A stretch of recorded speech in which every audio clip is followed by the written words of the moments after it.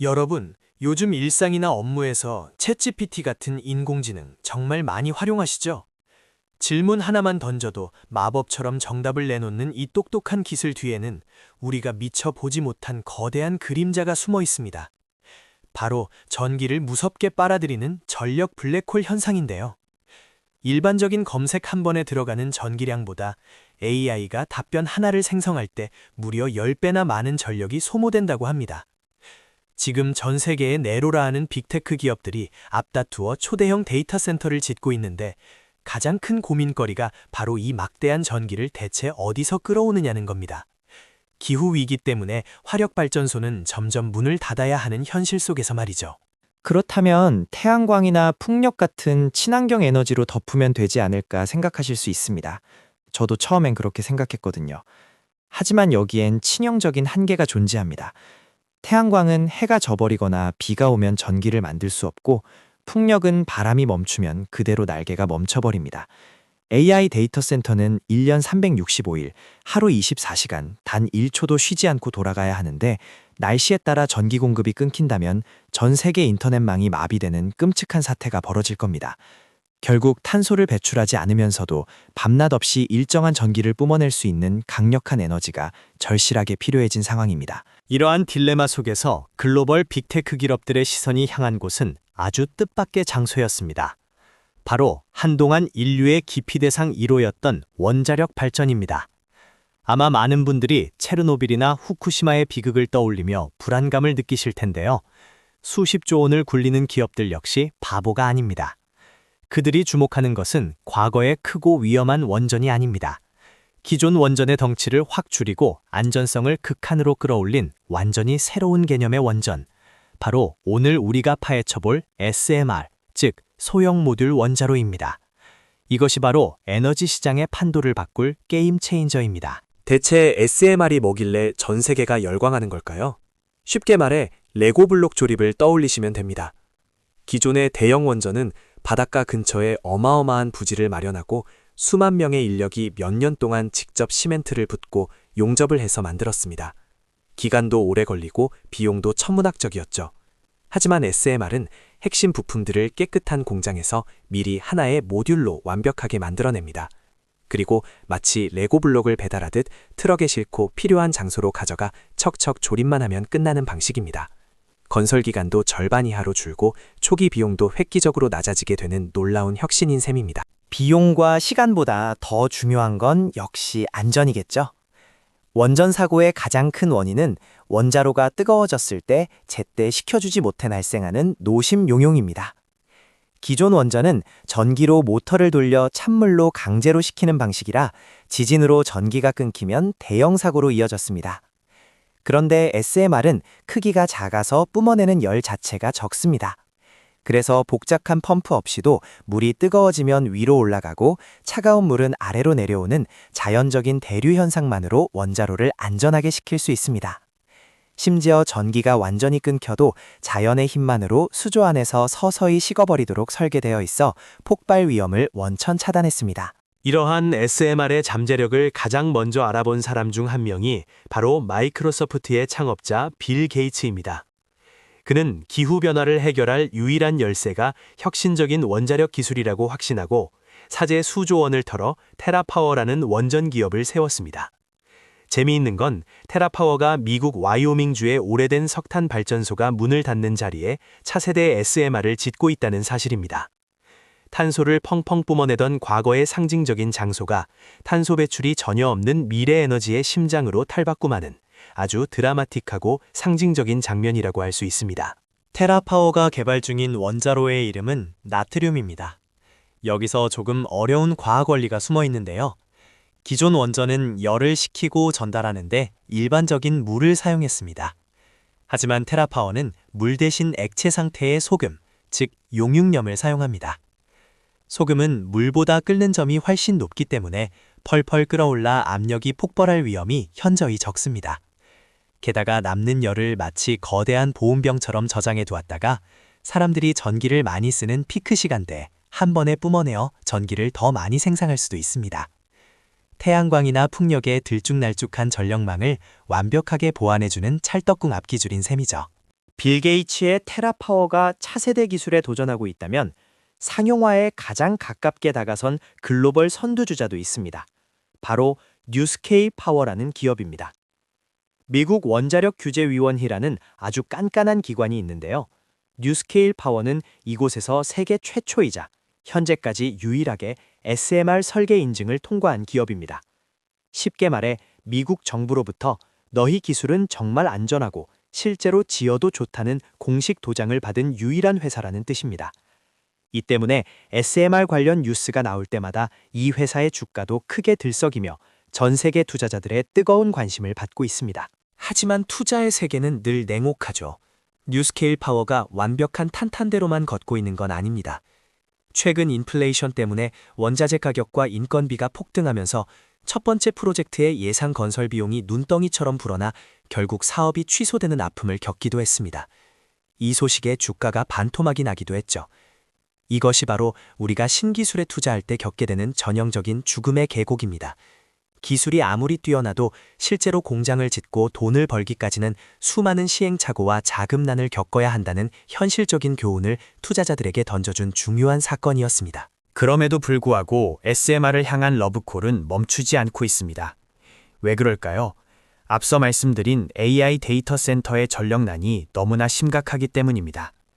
비용이 조금 비싸지더라도 안정적인 전기를 24시간 당장 확보하지 못하면 AI 전쟁에서 영원히 도태될 수 있다는 공포감이 빅테크 기업들을 움직이고 있습니다. 아마존, 마이크로소프트 같은 기업들이 직접 데이터 센터 바로 옆에 SMR을 지어 전기를 공급받는 계약을 적극적으로 검토하고 추진 중입니다. 초기의 높은 비용 문제는 돈 많은 빅테크 기업들의 막대한 자본력으로 충분히 돌파할 수 있다는 기대감이 시장에 다시 퍼지고 있는 겁니다.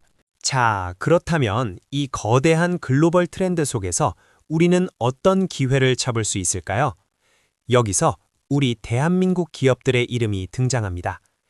미국이 SMR 설계를 기가 막히게 잘한다면 그걸 도면대로 안전하고 튼튼하게 실제로 깎고 조립하는 제조 기술은 한국이 세계 최고 수준입니다. 수십 년간 꾸준히 원전을 지어오며 숙련된 기술자와 생태계를 유지해온 덕분이죠.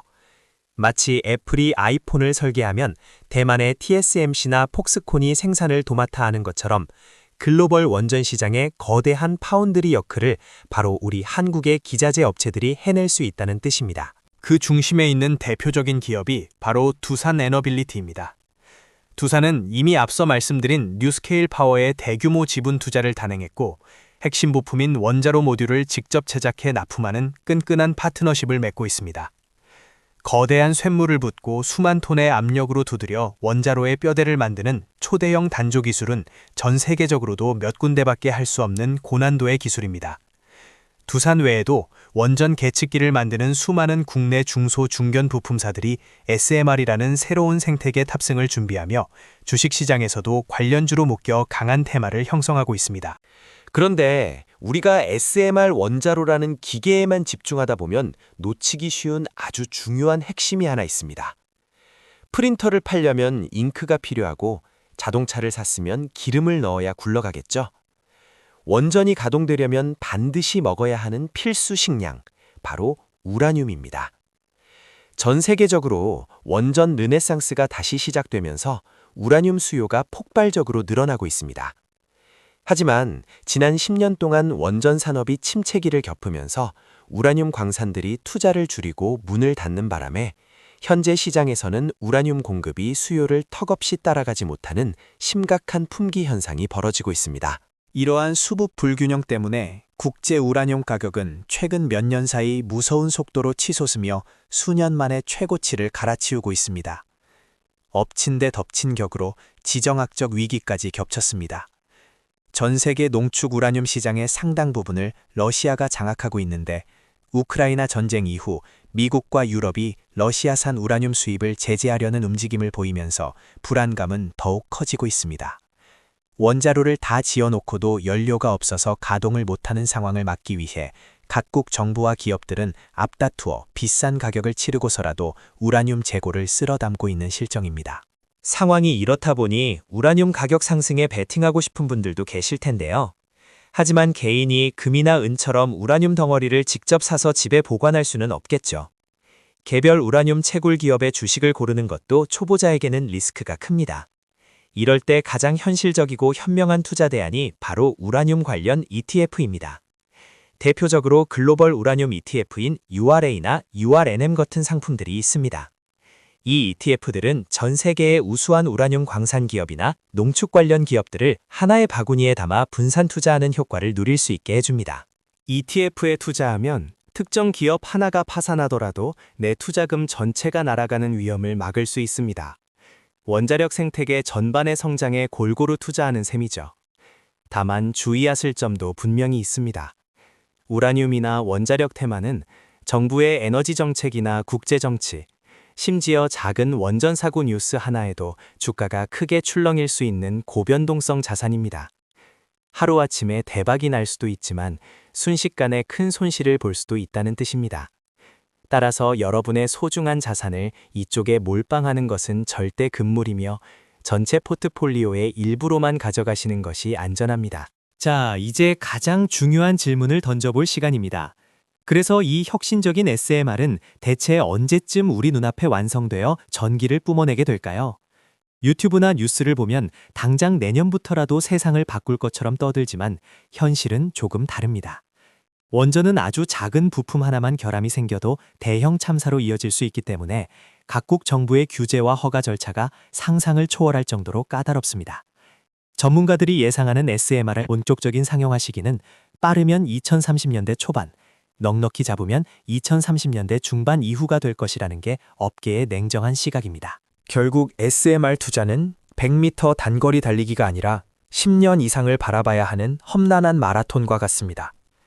지금 20대, 30대인 여러분이 직장 생활을 하며 차곡차곡 돈을 모아가는 속도와 이 기술이 완성되는 속도가 어쩌면 비슷하게 흘러갈지도 모릅니다.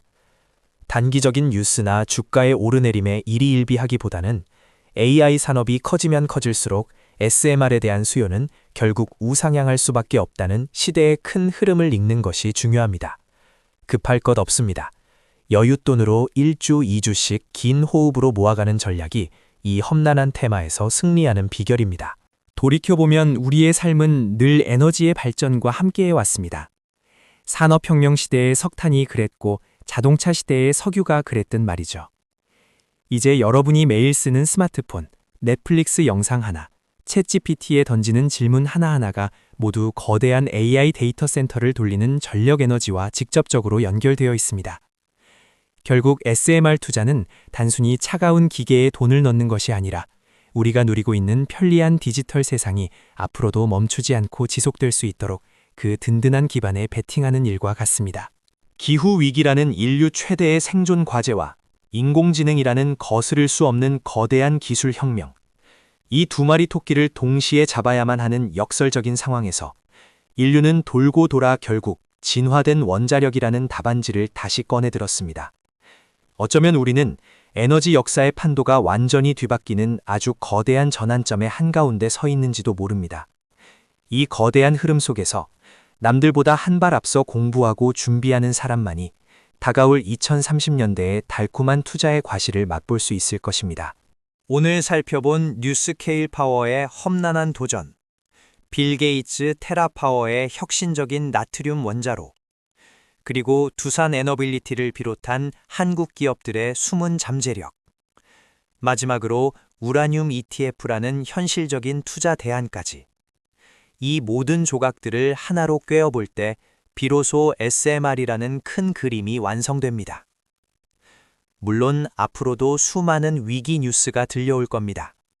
비용이 오르고 허가가 늦어지고 공사가 지연될 수도 있습니다.